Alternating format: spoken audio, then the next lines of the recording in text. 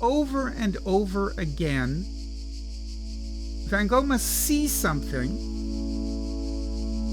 He must represent reality,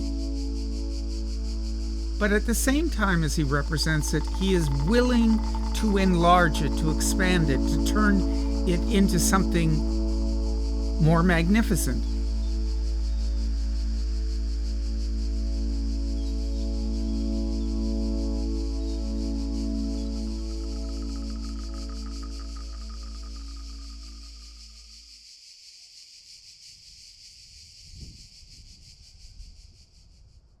He decided in early 1888 that it was probably worthwhile to go elsewhere, find a new environment without the distractions of Paris.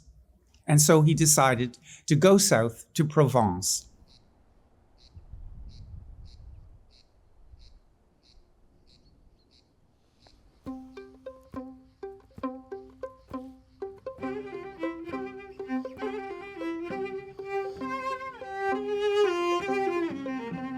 Il arrive à Arles en 88, il neige quand il arrive à Arles, donc c'est une vision assez surréaliste. Et c'est vrai qu'en arrivant ici, ce qu'il va découvrir surtout, c'est ce qui caractérise notre paysage, donc à la fois une lumière qui est absolument exceptionnelle. What we know is that he had a project to go down south to Marseille to buy some paintings of a famous painter at that time called Monticelli. Most of the paintings he did here were everyday life, the public gardens, the countryside, harvest. And it was amazing to him discovering these landscapes. Everything was exotic to him, so different from the Netherlands, so different from Paris. But arriving here, it reminded him the contrast of the Japanese prints, and that's exactly the style he adapted here. All these techniques came from the Japanese prints. Donc quand il décide de quitter Paris, il décide de venir en Provence avec, au fond de lui, l'idée de trouver, c'est ce qu'il dit d'ailleurs dans une lettre à son frère, son Japon provençal.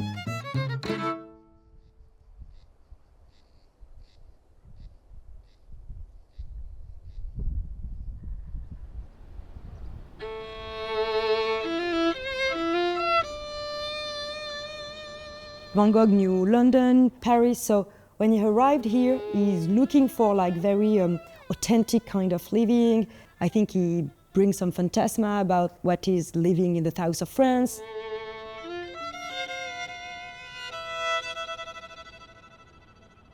I'm not sure he was conscious of it, but he has produced some of the most important images of Arles during its own modernity.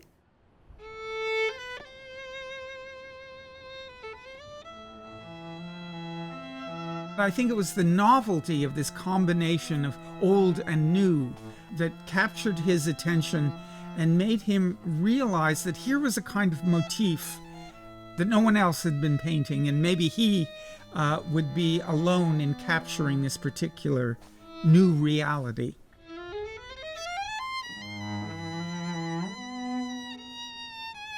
He is beginning that process of turning observed reality into something grander, finer, richer. At the end of his first year in Arles, he has a kind of breakdown.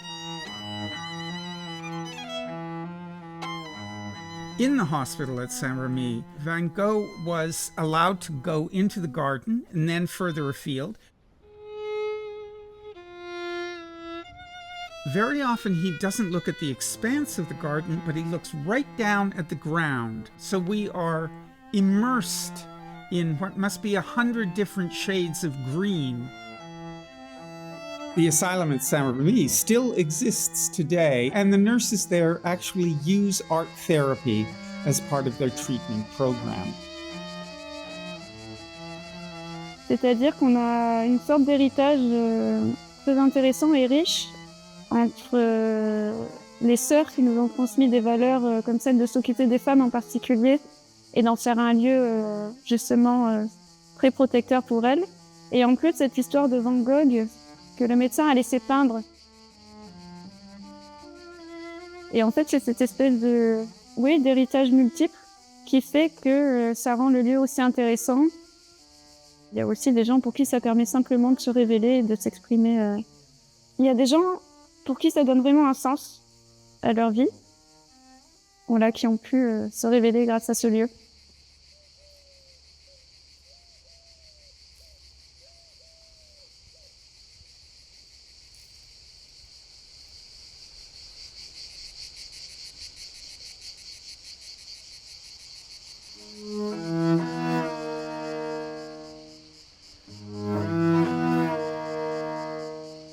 La lumière en Provence, elle est particulière. C'est une lumière qui est extrêmement claire et qui est totalement à l'inverse de la lumière qu'on peut trouver en Hollande, en Belgique, en Angleterre et même à Paris. Et donc cette lumière va provoquer des effets à la fois dans le dessin des scènes que Van Gogh observera et des paysages, et à la fois dans la couleur.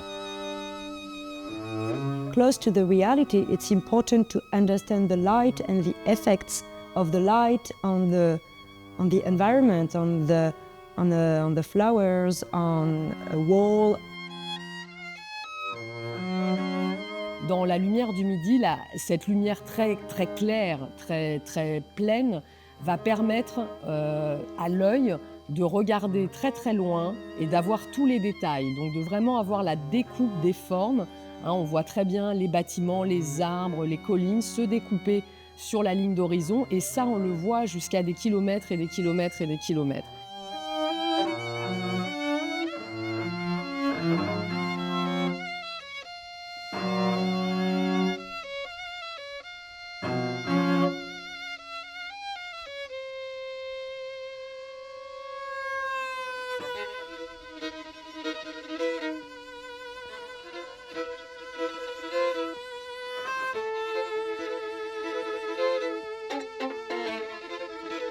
Even when times were bad in Vincent's life, he could find great beauty in nature. He could respond with directness and spontaneity.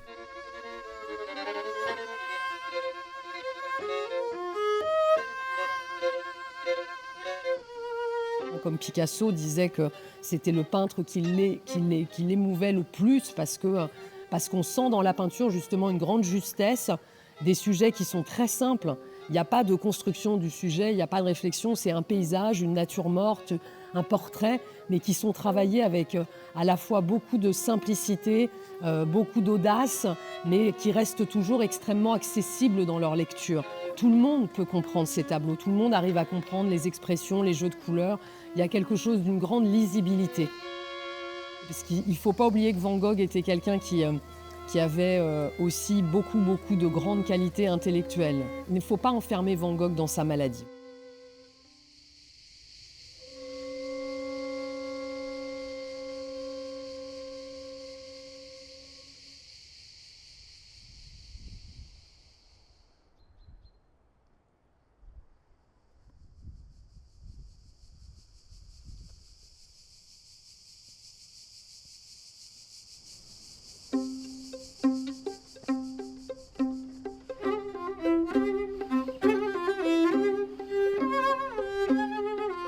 Looking back, we realize that those 2 years that Van Gogh spent in Provence, in Arles, in Saint-Rémy, are a watershed. They are his most creative years where the full brilliance of his art is realized. No one creates art of such innovation only out of their troubles. It is also necessary to be healthy in order to create at such a high level.